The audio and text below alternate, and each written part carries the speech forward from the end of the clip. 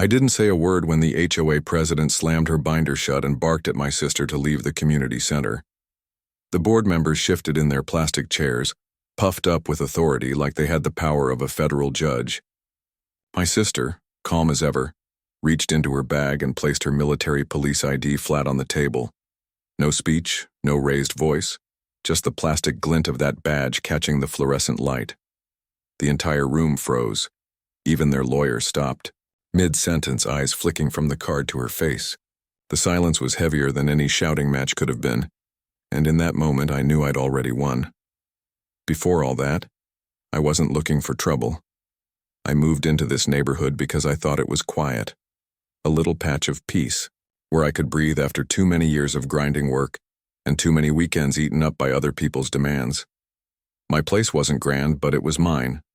A modest house with a weathered porch, a few trees I planted myself, and a driveway that always seemed to collect fallen leaves faster than I could rake them.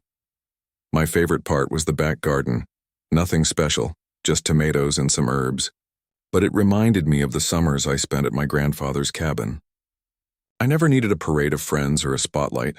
I liked evenings when the only sound was the crickets and mornings when the air smelled like cut grass and black coffee. That's all I wanted. Quiet, simple, mine. The HOA seemed harmless at first, just neighbors sending newsletters about holiday decorations and lawn clippings. But they always had a way of poking into things that weren't theirs. The first spark of real conflict came when they sent me a letter about my sister visiting. It was folded in triplicate, printed on cheap paper, but worded like it was handed down from the Supreme Court. According to them, my sister was unauthorized to be on my property because she wasn't a registered resident. They made it sound like I was sneaking strangers in under the cover of night. My sister had simply parked in my driveway to have dinner with me. That's it. She didn't block anyone's road. She didn't throw loud parties. She brought a casserole and stayed 2 hours. I thought it was a mistake, some clerical error. But the second letter had bigger words, bold print, and a threat of fines. I tried to be civil. I sent an email to the board, politely explaining that my sister was family, not some unapproved guest. I even cited their own bylaws, which said nothing about visiting relatives. No reply. I left a voicemail on the HOA hotline.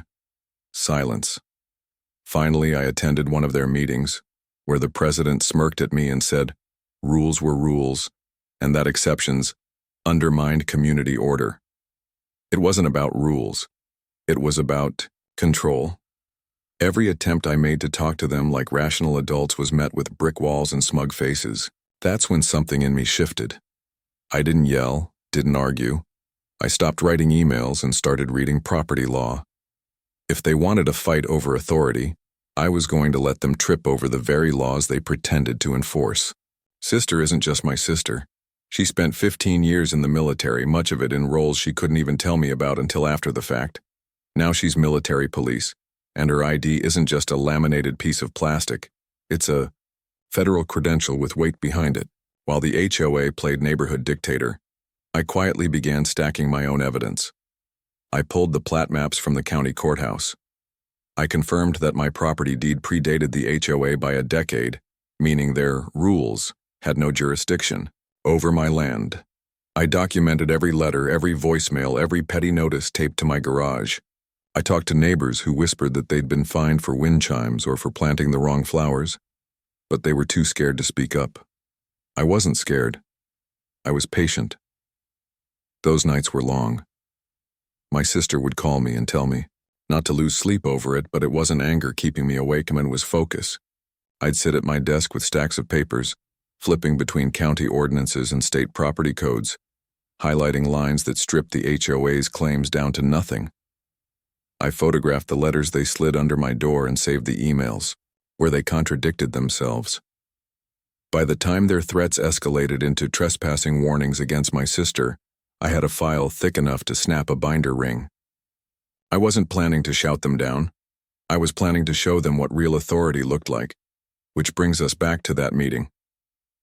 They called me in again, insisting that my sister was banned from the subdivision entirely. When she walked in with me, the president nearly foamed at the mouth, declaring that unauthorized persons were not allowed in HOA facilities. That's when my sister placed her military police ID on the table without a word. The lawyer blinked, leaned forward, and his face went pale. The board had been posturing with fines and fake authority, and now they were staring at a credential that outranked their entire rule book. I slid my folder across the table next. Certified property deed, county plat maps, and copies of their threatening letters. I didn't need to raise my voice. Every document did the talking for me. They looked like kids caught shoplifting when the store manager walks in. The aftermath was almost anticlimactic. Within a month, the HOA president resigned for personal reasons. The lawyer stopped showing up at meetings. The fines they claimed I owed disappeared without explanation. Neighbors started whispering that maybe the board had overstepped, though none of them said it too loudly. And my sister? She still visits whenever she likes. She doesn't need to flash her ID anymore. The sight of her car in my driveway is enough to make the board members scuttle back inside their houses. Now, when I drive through the neighborhood, some wave awkwardly, others turn away. Either way, it's quiet again. The garden grows, my sister drops by with casseroles, and I sit on my porch at night listening to the crickets instead of reading violation notices. The HOA wanted control, but they forgot the oldest rule in any fight. Don't pick a battle you're destined to lose, especially not with someone who knows the law and has family carrying a badge that can freeze a room without a single word.